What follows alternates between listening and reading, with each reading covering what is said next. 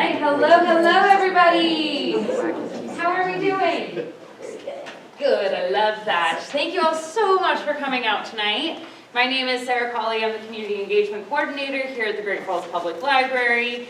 The Great Falls Public Library is here to serve as a connection point to empower the community and enhance the quality of life by providing individuals access to information and social, cultural, and recreational resources.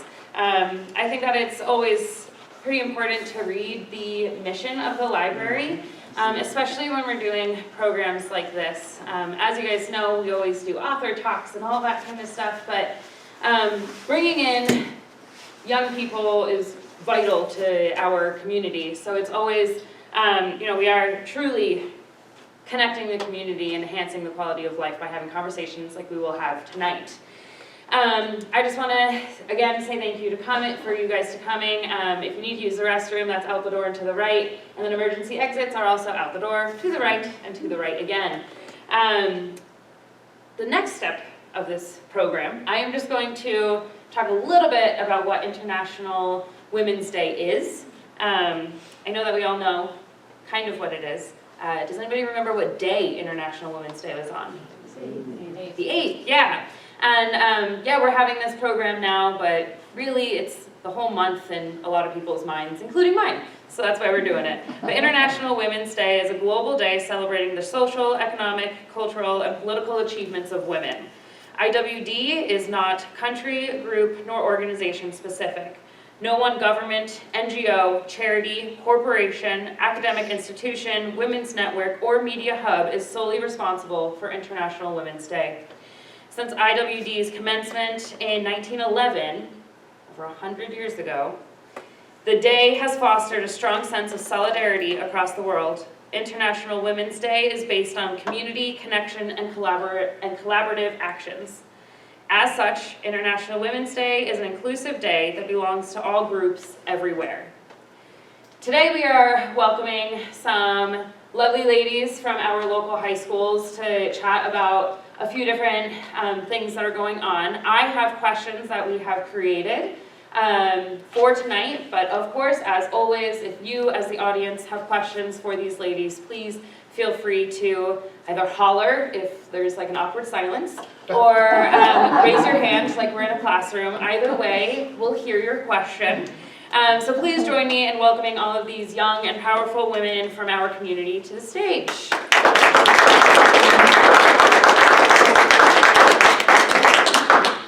So to start us off, I'm going to have all of these ladies introduce themselves, give their names, what school you go to, and how long you have been a part of the Great Falls community. So go right ahead. Hi, I'm Brooklyn. I go to Great Falls High School, and I've lived here my entire life. So. Hi, I'm also Brooklyn. I go to Great Falls High, and I have lived here for 10 years.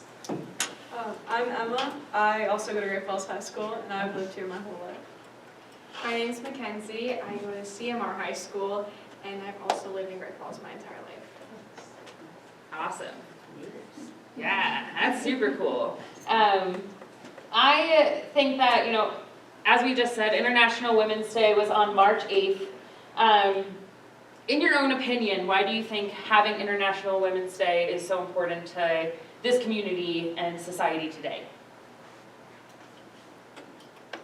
I think it's important because even though we're more advanced in the world now and women have more opportunities than they used to, I think it's important to remember the women's suffrage movement and all the things that have happened in our past and how things used to be, because we weren't always so lucky to be able to have all these opportunities and things to do. I mean, there was a point in time where women didn't even get to work and live what we would consider a full life now. So, yeah. I definitely have to agree as someone who's focused a lot in the career and technical education portion of our city, and being able to actually be in these classes and learn alongside the boys has really given me a new chance to look at who my future could be. Mm-hmm. Brooklyn, can you tell us what classes you're referring to? Yes, I am in the automotive technology program at Great Falls High. Cool. Anybody else? So what are some successes that you see for women today? Some achievements. I think one really big success that women are working towards today, and also just like have achieved, is just more recognition in the workplace and just really getting out there and using our voices more. I know that in the past it's been very hard to go against the societal norm, but I definitely feel like there's more support everywhere, especially with the use of social media, to be able to reach out to others and just get out there. And yeah, I think it's really cool, the community that all women have built all around the world. Another thing that I've noticed is like women have made a big leap in making their place in the workforce and like pushing their way into fields that have historically been predominantly male-led fields, and they really like made their place in those fields, and they've like lessening the pay gap and like showing that they can do the same thing that men can do. And then kind of lastly, I think that women have really stepped up in the world of politics in the United States. A few years ago, we had a woman actually in the last competition for the presidential election, and now we have a woman as our vice president in the United States. And I think it's really big to go from really only having the first lady in the world of politics to now we have governors, senate, all kinds of people that are women that rule and lead our country. Okay.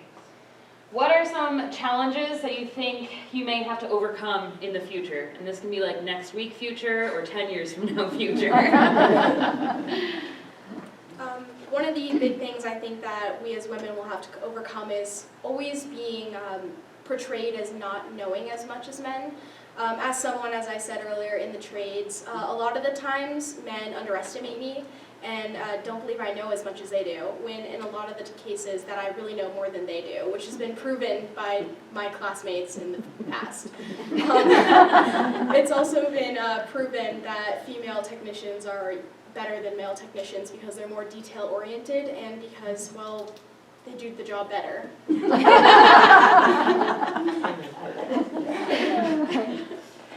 A really big challenge that women and young girls face everywhere today, in the future, probably always will, is just balancing. There's so much expected of women. Like, I see it in myself as an older sister, as a friend, you know, in all the classes that I do. I take very intense courses as an athlete, as a student, as a leader in my community.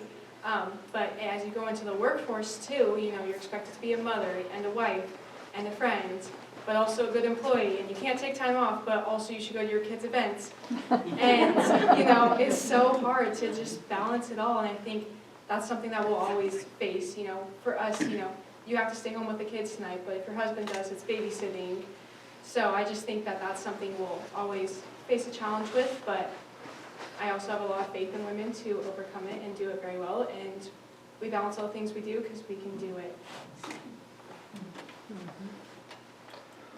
So I especially am interested in like STEM and like the medical field, and that's one of those fields that I was kind of talking about earlier, where it's been historically male dominated, and women are kind of making their place in it now. But even though we've made such big strides in those fields, there's still a long way to go and a lot that we can do, and there's definitely still quite a bit of pushback from men in those fields, and even from women, like fighting against other women. Mm-hmm. And like especially in the medical field, there's still quite a few people who think that if you're a woman who walks in the room that you're a nurse and not a doctor. And so just trying to like make it known that women can do like anything and that they shouldn't be seen as less just because they're a woman. A challenge that I think that women will always have to overcome is, if anybody's seen the Barbie movie, America Ferrera has like a really famous quote in it that's like basically saying that women are never good enough. Like, if you're too skinny, then you need to eat more, but if you're too fat, then you need to eat less, but you can't have an eating disorder, but you can't do this and you can't do that. And it's a very long quote, but it's like super meaningful. If you haven't heard it, I would definitely look it up, but I cannot cite that, yeah, basically that standards for women are like, it just depends on who you're talking to for like what's right and what's wrong, and I think everybody just needs to be themselves and be their own person. And I think that's hard to do in today's society because, like I said, you're either too fat, too skinny, too smart, too blonde, too dumb, too this and that, and I think we get judged a lot on appearance versus brain power, and I think that's a lot of our issues in today's society. I get called a dumb blonde a lot, and I am not dumb.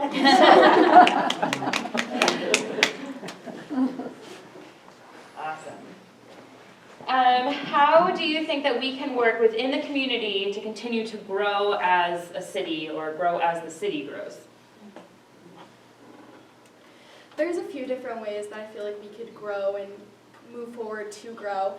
Some of those ways are in politics, as we stated before. Women taking that step forward into getting into politics within our city itself and our state. Also, just in the high school area, women taking that step forward and becoming in charge of groups of students and things like that. I personally am Skills USA representative, which is a career and technical student-led organization. I am the representative here today, and I am the president of the state of Montana for that club and organization. And in being so, I've seen a wide variety of change within this organization itself. As I stated before, it's mostly in the trades, and we've seen a rapid growth of women in this trade. We've seen a rapid growth of women attending state and competing in competitions like welding and auto and carpentry. We have seen a diversity within our society already, and although it's not enough, we are clearly seeing growth, and this is seen with women stepping forward and taking on a role that really shows other women that they can do it. I think a really great way to just like encourage growth and just foster that is affirmative action in our community. We make it such a competition for each other all the time. And I have not lived much life, but I've lived enough to know that it's never easy, no matter what. It's fun and it's so rewarding and it's worth it, but it's never easy. And we need to stop making it harder for ourselves, for our friends, for each other, for putting each other down. Even just reaching out to somebody that you see on the street, hey, you want to come to this event with me tonight? Like, that may not be changing the law of Montana, that might not be overturning Dobbs or Roe v. Wade, but it's enough to reach one person for that one day. So just quit making it so hard to just be happy. Awesome. What are your plans for the future? College, career, none of those, all of those? My plans for the future is first to graduate high school, because I'm only a junior, so I've got a year still. And then I want to go to school in either Alabama or Florida for cheerleading. My mom's shaking her head. MSU. Yeah, for cheerleading, because it's something I'm very passionate about. And then I want to graduate with a degree, and I'm not sure what in yet, and then I want to further my education and get a pilot's license after high school and after college, and be a pilot, so. Cool. I am a senior this year, so I will be graduating, and I will be attending MSU this fall. I plan to go into forensic science. I'm also a senior. I'll be attending college next year, but I'm not quite sure where. Most of my decisions aren't out yet, so I haven't had a chance to see where I've gotten in. But I hope to go somewhere out of state just to kind of experience a different culture in a different area. And then while I'm there, I want to get a bachelor's degree in biochemistry or something like that, and then go into medical school and become a surgeon of some sort. I'm also graduating this year. That's the hope. But no, I'm going to graduate in May. Currently, I'm a PCA, a personal care aide, and then this summer I'll get both my EMT license and my CNA certification. But I'm going to Carroll College next fall, and I'm going to get my BSN, Bachelor's of Science in Nursing. And my hope is to do a couple of years travel nursing, try to pay off a little bit of that student debt, but do a couple of years travel nursing and intensive care. I'm really passionate about ICU and emergency medicine. So I am really looking forward to that. And then the end goal is to hopefully end up teaching. So. We're going to go off the sheet for a second now. Impromptu question. What led you guys to this point, to deciding or partially deciding what you want to do in the future? Like, I have a wild story for myself, but like, what is the leading factors that you guys have? Does that make sense?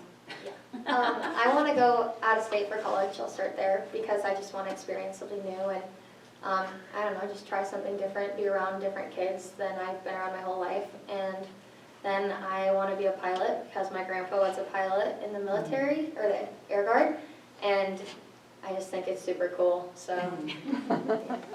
Awesome. I plan on staying in state because I have a younger brother who's 8, and I don't want to be away the whole time he's growing up. And I just am really close with my family. And I got into forensic science because I want to make a change. No matter if it's little and minor and I'm in a lab discovering what happened, I just want to be someone who's making a change in something somewhere. It doesn't really matter where it takes me. I just want to really just make a change. So both of my parents are physicians, so I've kind of grown up in that world and just been surrounded by it. And then I have a brother who's 5 years older than me, and he recently got his bachelor's in biomolecular engineering, and he's getting his PhD in immunology right now. So he also went down the same field. So I guess it's just kind of where I've grown up. And I've done an internship at McLaughlin, the research institute in town. And while there's definitely a place in my heart for research, I don't think I could do that for the rest of my life. I think I need more social interaction than that, because I tend to be a very social person. So that's what's leading me to, like, what's the word, like, patient medicine. Slightly similar to Emma, my mom is a nurse. So I grew up with a nursing working mother, but actually she did not influence my decision to become a nurse at all. She's very against the idea. We'll be driving down for college tours. I remember this very clearly. We were on our way to Carroll, which is my dream school, and it's like 6 in the morning on our way because the roads were so bad that day. She turns to me, she goes, "How about geological engineering?" No! I was like, what? That's some people's gig, but it's not mine. So I did have that influence, but she's not my deciding factor. I love working with people so much. I am so passionate about being around people and helping people, and I really do feel like I'm called to the life of a servant. Working as a PCA, I help mostly the elderly population, but also disabled folks who are trying to stay out of nursing homes and want to stay in their home and independent. I help them cook and clean and medical tasks, and it's just so rewarding to have that personal relationship and to help them do something. And some days I don't want to go to work and just stay in bed, and it's so hard, but never have I left my job thinking that was just absolutely awful and I never want to do again. So I love it so much. I love being in healthcare. I am a part of HOSA, Future Health Professionals, and I am the Montana State Vice President for that group. So I've done it all 4 years of high school, and I know I love medicine, and I'm just so passionate about it and about learning, but also just mainly the people part is my favorite. Awesome. Sarah, I have a question Yeah. that Mackenzie kind of is a part of my question. I mean, just in terms of what she said, and I'm just inspired, and I appreciate what you said, what all of you were saying. But I'm wanting to know who has been like a mentor to you, that could be someone in your family, or like Mackenzie talking about the people that she serves. I mean, I hear that, and what impact did they have on you?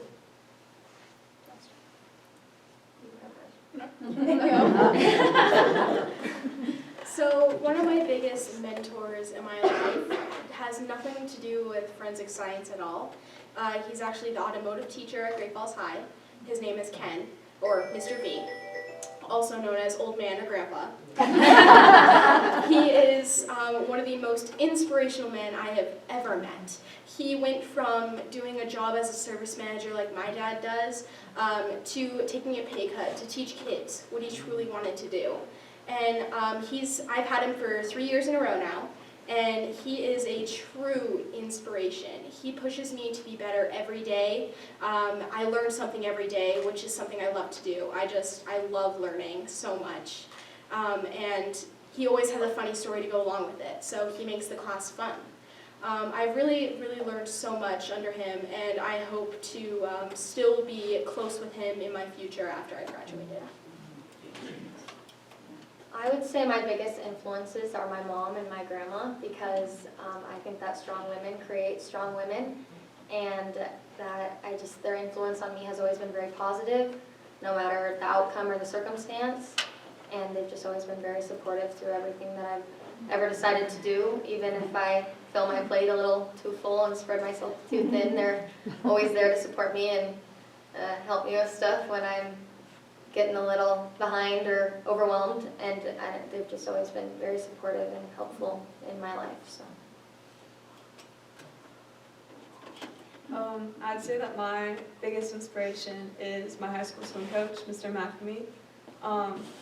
He's like been there through a lot of big life events that I've had, and he's helped me through all of them.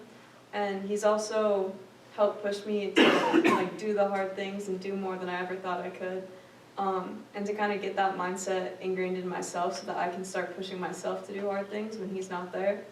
And like he knows what he needs to be for you at any given moment, and so he's always just like exactly what you need, like when you need it. What a loaded question, honestly. Like, it's so hard to answer because my life is just so full of such amazing people. But, I mean, my mom is like, she's my rock star. She's so great. She has 4 children, and she worked as a nurse for 13 years. And it's hard, like, as children, we watch the toll our lives take on our parents' lives. But she's so inspirational.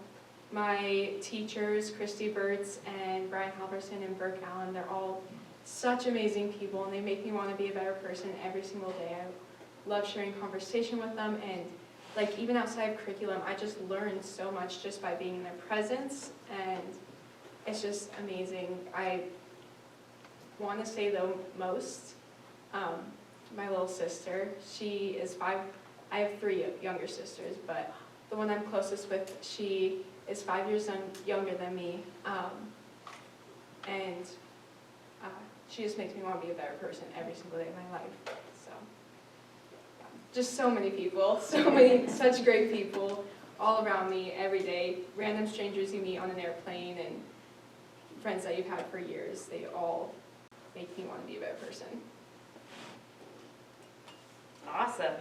Well, that was question number 7, so we can skip that one. But if you could have dinner with any influential woman, alive or not, who would it be and why? Well, we know Jerry's answer. Is it real, Sarah? Real or fictional? Oh, real or fictional? Do you want to be specific? Hermione has Well, in we are in a her chat. library. Either one, whomever you want to choose. Such a hard question, again, like, how can you pick? But I'd probably say, like, along the lines of, like, Rosa Parks. Just such influential women who, like, risked more than their lives for things that they believed in and things that they stood up for. You can say whatever you want to say about Black Lives Matter movements, and you can have your own opinions, but nobody can deny that somebody standing up in that kind of way for something to believe in is just so powerful.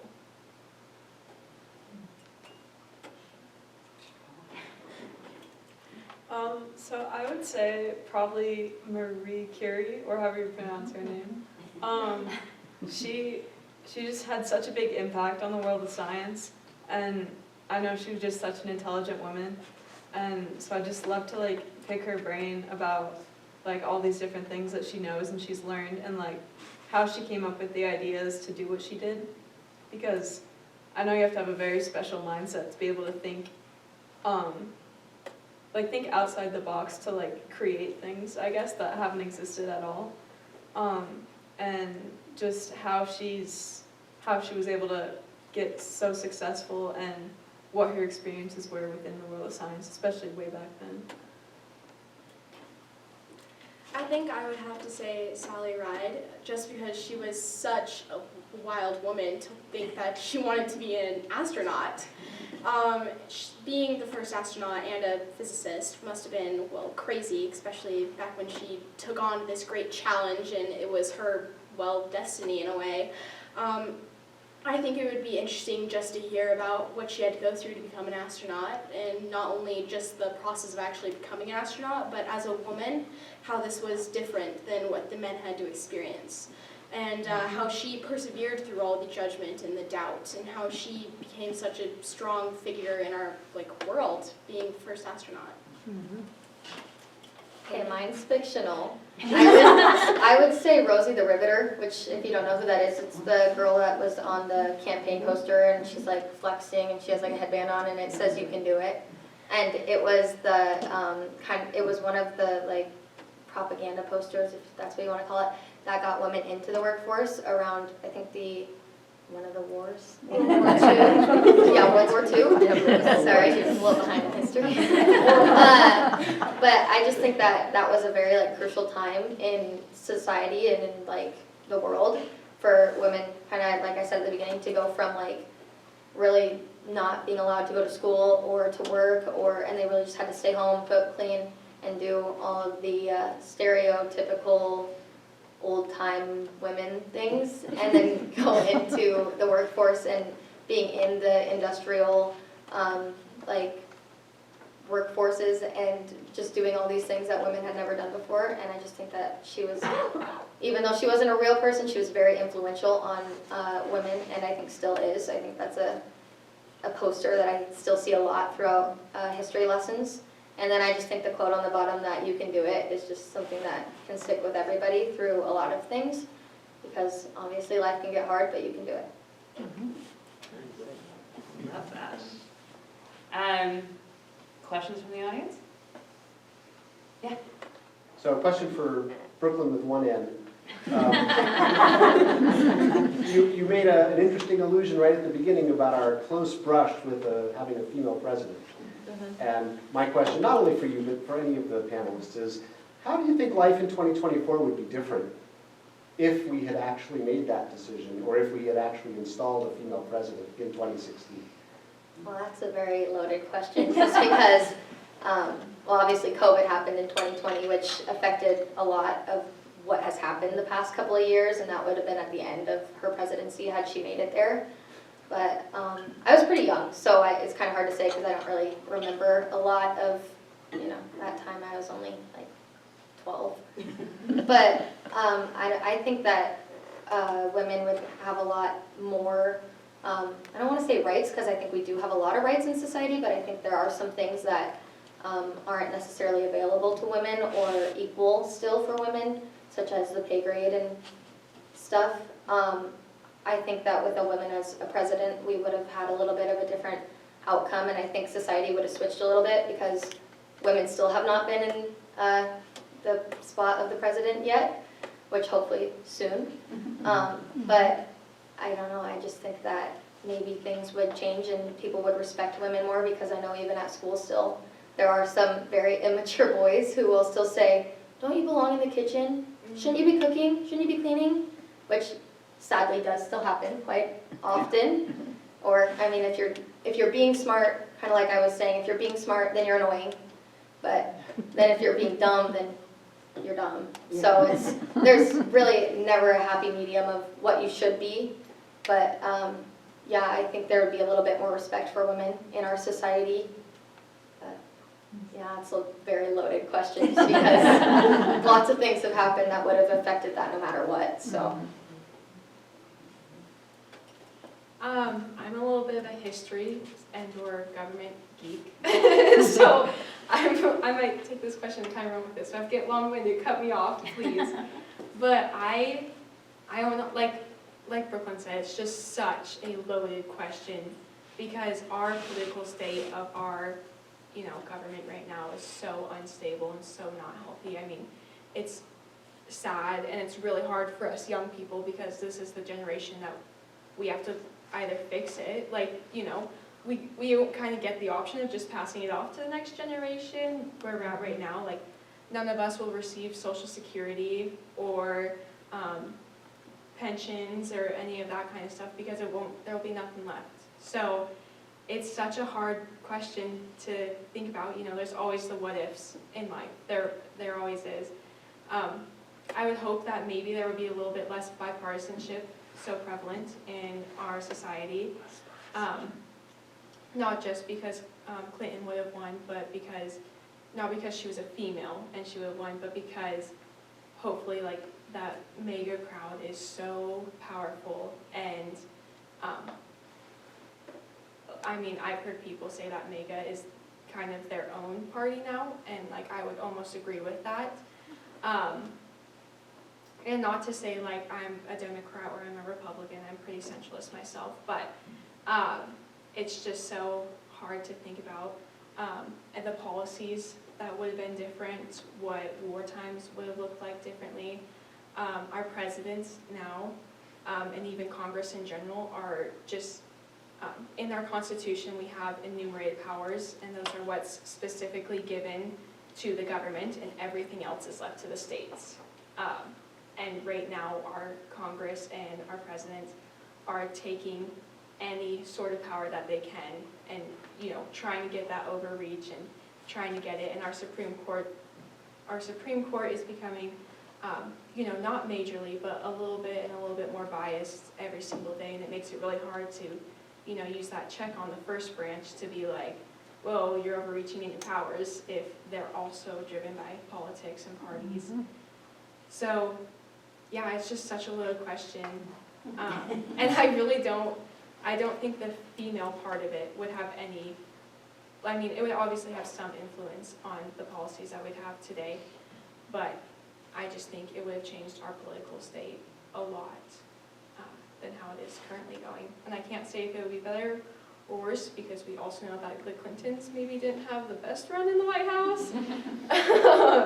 And Hillary was right along Bill through all of that too, so it's not like they're that different. But yeah, it's interesting to think about, and it's interesting to see what'll change or what won't change. And then I'd like to add that I think all of us will be able to vote this year. And so there's going to be a whole new generation of kids, I guess we'll technically be adults. Very technical. Yeah, voting in this presidential election, which, I don't know, I feel like our generation, or the group that we currently have in high school is very strong-willed and very strongly opinionated. So I guess I'll just be very curious to see how things will go because our generation is just so, I don't know, one way or the other. I feel like most kids are, and they're not afraid to voice that. So I don't know, I'll be curious. I just had to add that. Are you all registered to vote currently? Yes, Not yet. I am. We will have voter registration here at the library next Wednesday. If you want to get registered. And you can register before you're... And I saw a hand over here. Yeah. Yeah, I'm curious, those of us in my generation, which is a little bit older, wonder what the younger generation is going to do. We try to get people to volunteer for things, and it's really hard to get the youth volunteering. So, I started here in Great Falls when I was 32, always volunteering, and here I am with the people that I volunteered with then, still volunteering, and we can't get youth in it. Now, you're young women, I'm going to say very strongly, you need to make the changes. in professional schools, veterinary school, medical school, law school, you are overwhelmingly the largest sector of those schools. But you're still making 84 cents to the dollar that men are making. So I'm just curious, are the young women feeling that you want to get together and make changes? Or is it just that individually you have things that you want to do? I'm just curious as to whether women are going to congeal together, and make a difference. I think a helper that we have now that maybe definitely wasn't around probably when you were younger is social media, to be able to band people together and make a stronger force of people from different areas to make a difference. I think a lot of that has been shown through social media in the past couple of years, that like when somebody starts an online campaign, like people do, if you promote it well enough, people do like hop on and they participate and they'll donate and they'll give money and they'll do all these things to promote and further this campaign or whatever you're trying to achieve.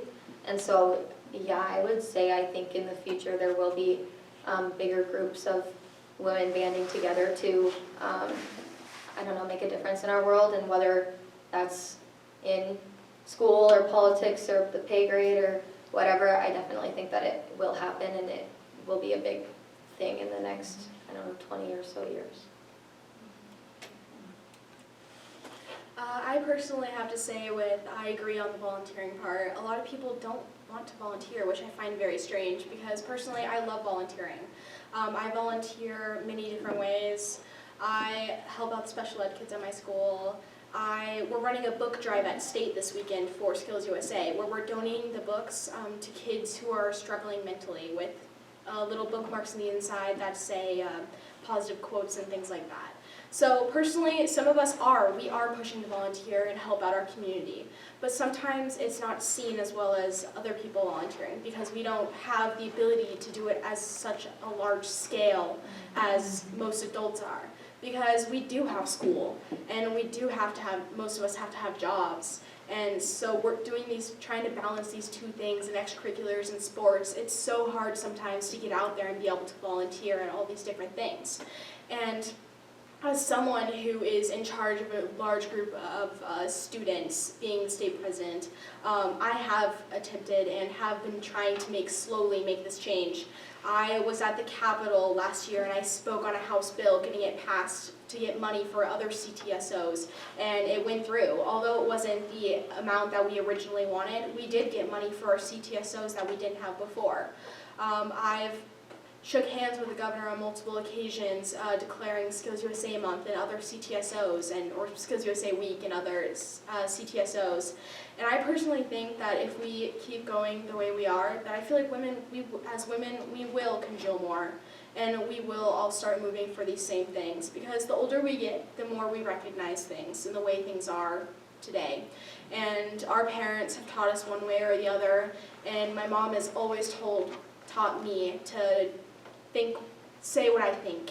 And although it might not always be liked by the masses, it shouldn't really matter what other people think about what I'm doing or what I'm saying. And I believe in our future that we will be making change. As someone who, as my fellow panel members probably also agree, is that we're all taking steps towards this change, but a lot of it has to do with trying to get people to follow. And sometimes that's the hardest part, because people are scared of change. And no matter in what shape, size it comes in, even a difference in maybe a class we offer at our school, people are scared of change. And the moment we get over that fear of change, we will see a big, massive difference in not only our community, but also our country. Kind of building off of that, it's sad, but we are the exception of our generation, and that's really hard, because for you guys as the audience, you can look up here and you can be like, well, they're all so great, and we are. What can I say? It's hard. It's so hard. And I just kind of want to come back to the point that I made earlier, like it's never easy, and quit making it so daunting. Like, you know, people are like, oh, yeah, I have like 4 hours of homework, and you know, then I'm supposed to volunteer for this, but I don't really want to do that. And it's like, yeah, okay, like, yeah.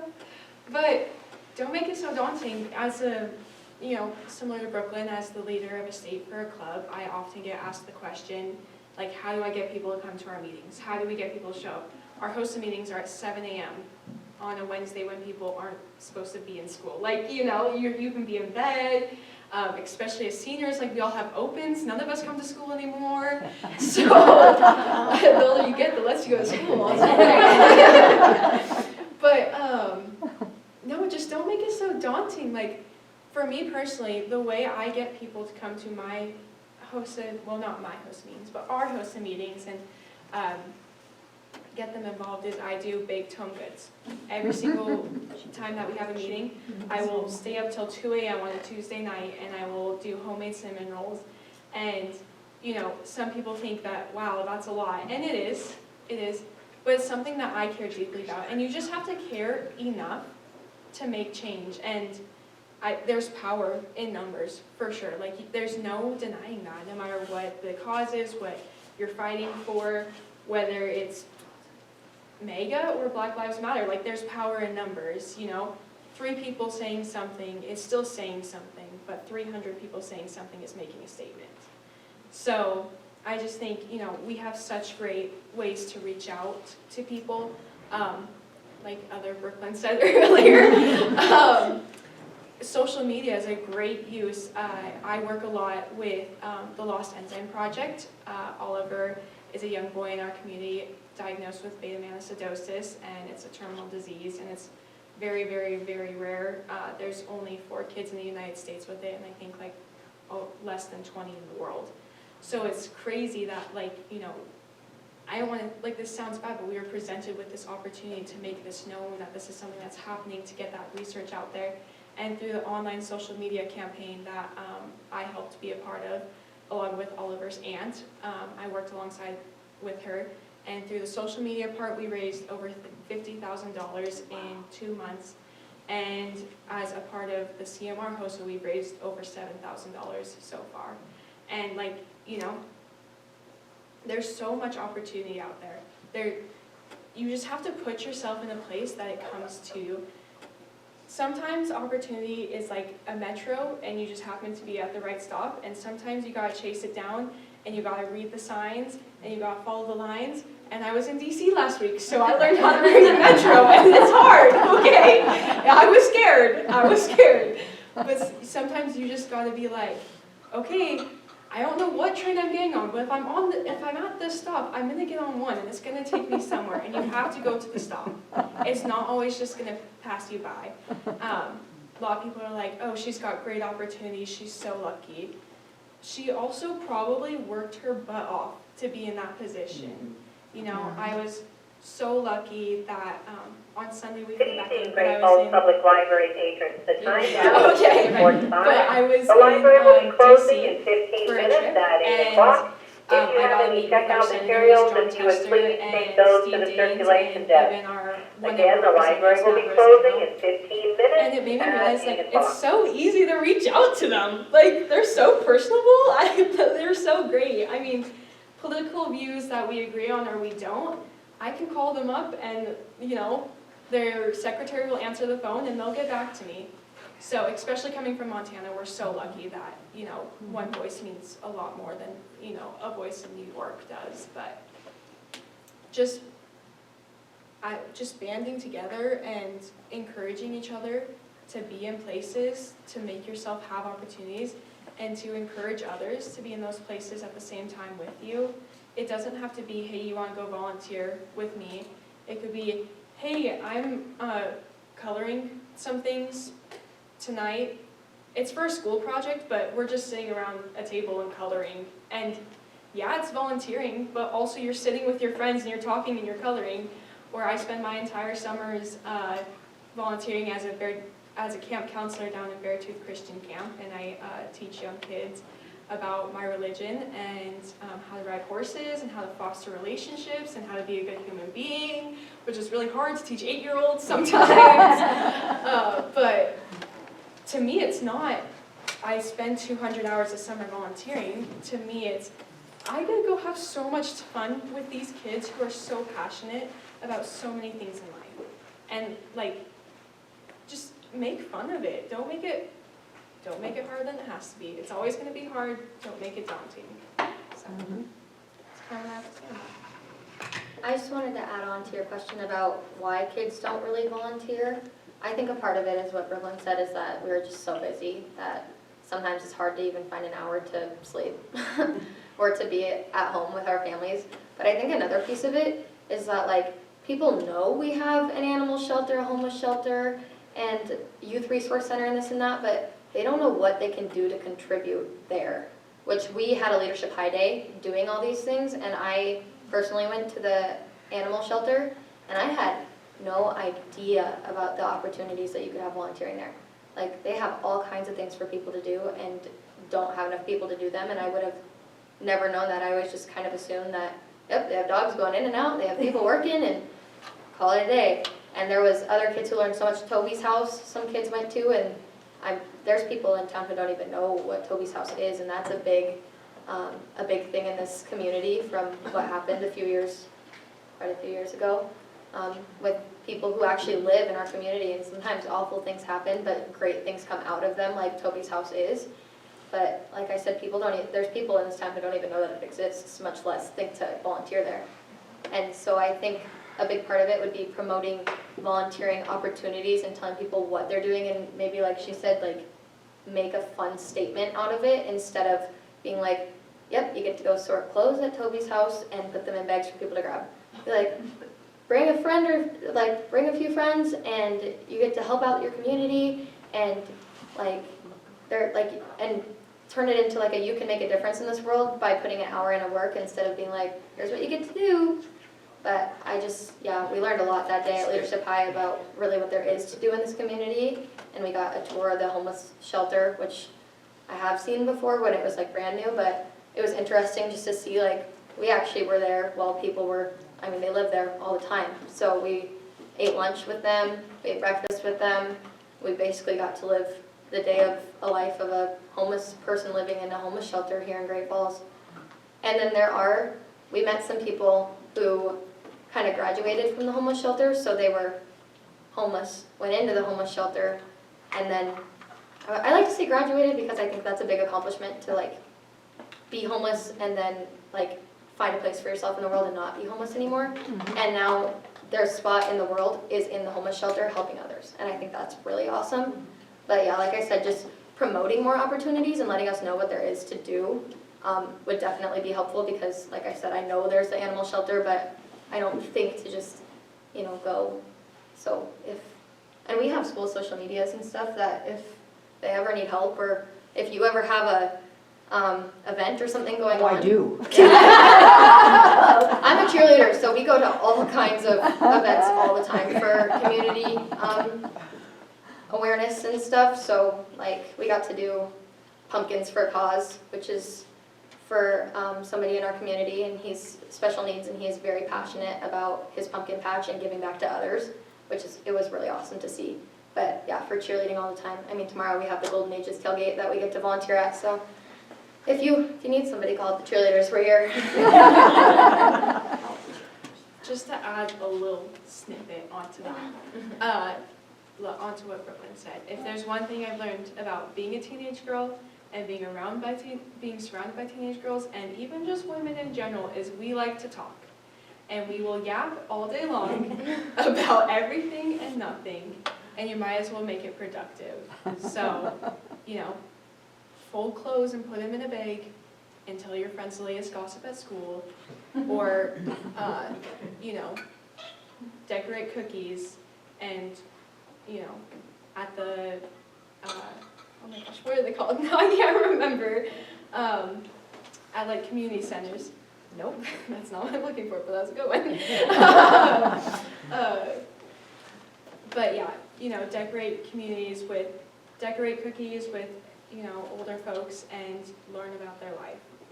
We're gonna talk, no matter where it is or what we're talking about, we're gonna do it. So might as well do something productive or make some fun out of it. Awesome. Any other questions? We have time for one more. Yes. Okay, here's the challenge. You four are all leaders, right? And I'm sure there are more women in your schools who are leaders. Do you know that 10% of the Fortune 500 companies are led by women? 10%.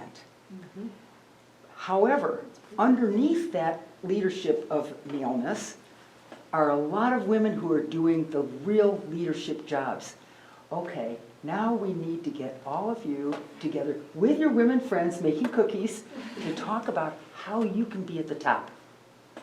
How you can, because you are. You are so capable of being there that let's get there. So to ask a question based off of that, how can the Great Falls community support you to be the leaders of these groups and organizations that Jerry's talking about? I feel like a lot of times it's acknowledgement. As someone who's in Skills USA Montana, a lot of the times people don't even know what it is. A lot of them know what HOSA is and BPA and DECA, and a lot of the times I'm right alongside them, like trying to push it. I'm like, come on guys, I'm here too. And a lot of the times I'm just kind of like left off in the dust. I mean, sure I do. I've done a TV interview, and I've met with the governor, and I've gone to the Capitol and talked on a House bill. But a lot of the times people still don't know what we are. I mean, even within our school itself, I'd say less than 10% of our school knows what Skills USA is and what it actually is, what we're doing. And those kids are usually the kids that are actually part of it. And a lot of the times it's mostly just dudes having a good time in the shop, and our teacher's like, hey, you guys are good at this, let's go compete. And they're all like, sure, whatever, we're out of school. And so I have to be overbearing, difficult challenge of telling these boys that it's more than just let's go work on cars. It's also let's learn how we can be more than this, how to get ready for the workforce after. Let's learn how to make resumes, how to work as a team, how to do speeches. I mean, a lot of it is just teaching these students within my school how to be productive people in our future, because trust me, a lot of the boys at my school aren't thinking about their future, at least not as much as we are. I mean, we have plans. A lot of the boys I know, they're either going into the military, and which is a great and honorable thing to do. Evening, the time is now 7:55. The But- library will be It's a woman. closing in 5 minutes at 8 o'clock. Please gather your belongings and head to the nearest exit. Again, the library will be closing in 5 minutes at 8 o'clock. So yes, although they believe that they have honorable futures and that they're going to be making a difference, a lot of them don't actually think about what their future could be. And those men who do, they're usually stepping on the backs of women who have already thought of this idea. They think about it maybe 2 years into college after we've been working towards it our whole lives. Taking classes, as my friend Emma has, to become a surgeon. She's been taking classes her whole life. I mean, she volunteers at the McLaughlin Center. She's probably taken every science class that our school has to offer. And some boys don't even know this exists, but they'll get to the end of their bachelor's degree or their master's and they'll be like, I think I'd like to be a surgeon. I think that'd give me a lot of girls. And so they do. And they do become surgeons because, well, maybe they were smart, but they just really weren't thinking about their future. And now we're competing with them in something that they really don't have a passion for. I mean, Emma and Mackenzie have great passion for the healthcare. And they want to do this for the rest of their lives, but some people don't have this passion. And I feel like a lot of us as women and as people who are leaders in our community is getting people to think about what their passion is and where they can take it.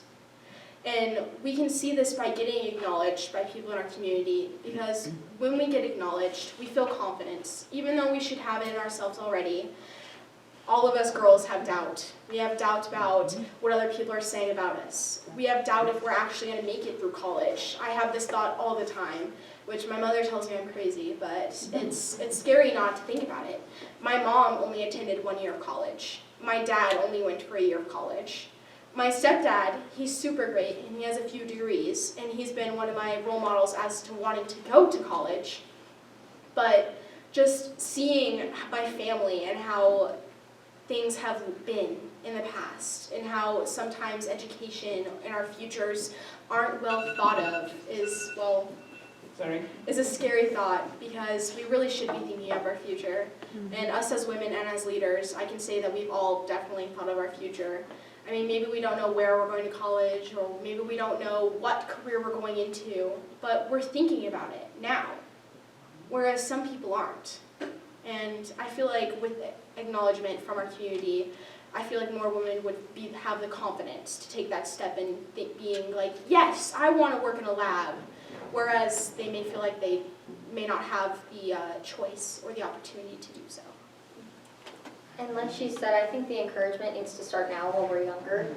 Everybody likes to be recognized for doing something good, and I feel like a lot of the time in this world we recognize people for the bad things they do, and people don't forget about those. And then all the good things you do kind of go ignored. But there's a lot of great clubs and stuff, just like Skills USA in our school, that very much go unrecognized by a lot of people. We have, we call it peer mentors, and it's a mental health program within our school. And it's basically, we're here to like end the stigma of mental health, because mental health is a big thing in today's society. I think it's always been a big thing, but it's more widely talked about now than it used to be, which is good, which is the goal. But just I feel like we get sucked in with a lot of other clubs in our school instead of getting recognized for all the great things we're doing. And we're actually currently having a mental health week at school this week, which is great. It's been going good, I think. But I think there's something to be said for being recognized, or even like for volunteer opportunities. When your club or group gets asked to do those things, I consider it kind of an honor to be asked. Like for your group of people to be good enough or like recognized enough to be asked to be doing these things, so awesome. Which is just, I don't know, it's very fulfilling to be a part of these things, and I'm sure if you ever ask any kind of club to be anywhere, one of us will be there, because we're in everything, all of us are. So, yeah, I just think that there is that piece of like being recognized and feeling that encouragement from people that you don't know, that just is really like fulfilling, and that's what makes you want to continue to do things and get a wider outreach in the world. All right, any final thoughts from you ladies? I'm just gonna add something.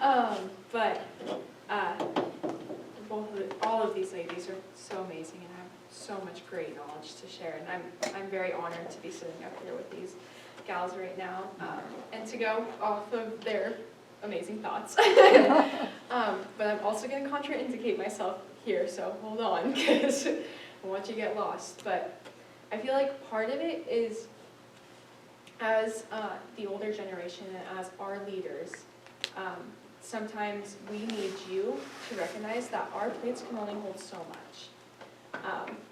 Personally, I am in 2 clubs, one of which I'm the state VP for.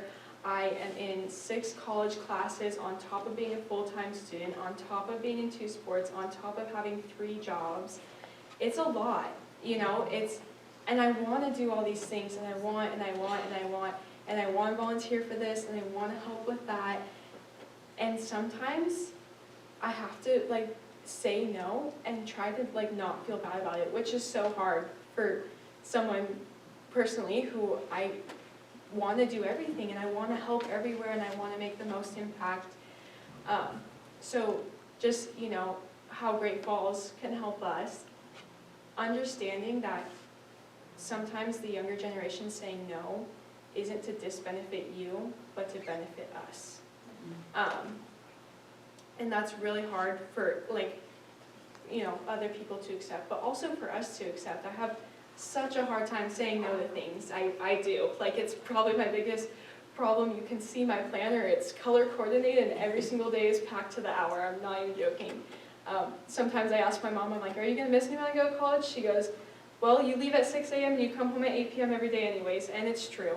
And it's hard, you know, it's hard to do that. It's hard to have a 7 a.m. class and this, and then this, and then this, and I have practice, and then I coach, and then I go to work, and then I go have a workout class, and then, you know, I text my friends just so that they know they're still loved, and then I try to have a family. Like, it's so hard. So I think one way that, you know, Great Falls can kind of help our community is just like acknowledging that sometimes we can't take more.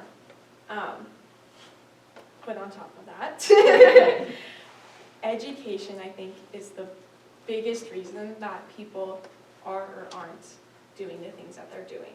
You know, obviously, like, we're all a great example of what the system can produce and the amazing things that it is producing.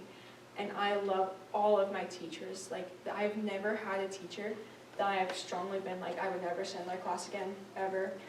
There are teachers that haven't been my favorite, that's for sure. You know, but every single one of my teachers, I'm so thankful because they all taught me something new. But outside of curriculum in our school systems, we need leadership classes. We need something that's going to show us how to read the Metro. Like, my teacher, he's so amazing. He took us to DC, but you know, I got there and I was like, I'm gonna miss like at least 5 trains, and I'm gonna be lost, and I'm gonna get kidnapped, and I'm probably gonna accidentally get high somewhere. Like, I don't know much about drugs, but I feel like it might happen to me. Like, that's how I felt. I was so scared. I had so much anxiety going into it. He was like, Mackenzie. He's like, come here, Swan. Come here. He's like, do you see this blue line? And I was like, mm-hmm. He was like, do you see all the stops on it? And I was like, mm-hmm. He's like, here's where we are. Here's where we're going. Can you trace it? And I was like, yeah. He was like, you'll be just fine. And I was like, oh, well, if you put it that way. So, like, I don't want to say that our system is broken, because it's not. It's a great system. And I have great teachers. But some people can't reach out and ask their teachers how to read the Metro and can't tell them their fears. I am so blessed, and I'm like very thankful that I have the personality that I do, where I rely on connections with people to be a successful human being. And some people, they just can't do that. And so I think, you know, I'm not saying I have all the answers, because I definitely don't, and I'm very far from that, but coming together and thinking of a solution to get these people what they need, you know, like, here are the things you can attend that are going to put you in the right places for the right opportunities. You know, you might go here, and that doesn't mean that you're going to be the President of the United States, but it might mean that you want to become a lawyer one day. So, yeah, just accepting that sometimes we can't take more, but offering more. Yeah, I think that's great. It's always important to know what your boundaries are and to say no when you can't take any more on your plate. I think that's a problem in my generation. We don't know how to not put more on, but hopefully it's something that you guys can learn. So thank you all so much for coming out. That was amazing.